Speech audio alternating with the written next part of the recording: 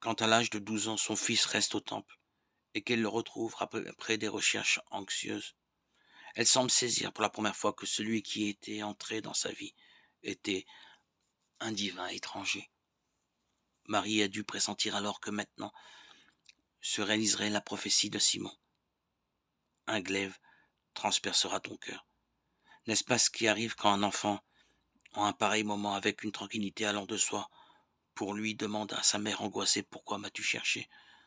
Son esprit ne pénétra pas ces mots, mais son âme les accueillit dans les profondeurs, comme la terre s'ouvre à une semence précieuse, à qui elle donne de se développer.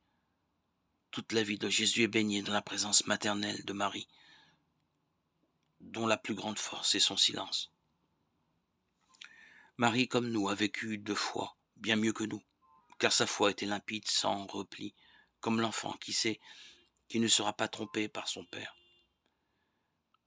Marie avança dans son pèlerinage de foi, gardant fidèlement l'union avec son fils jusqu'à la croix.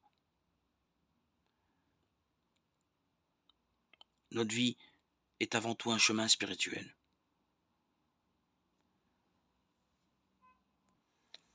Accompagné de Jésus.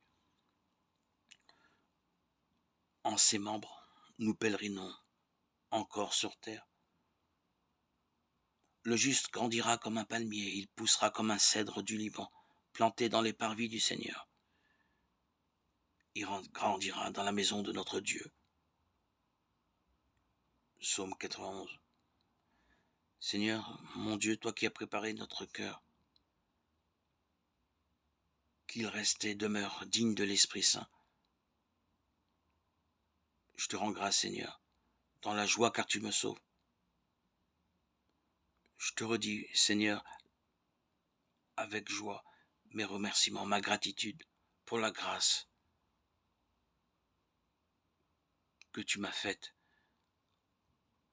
en m'accordant ton esprit.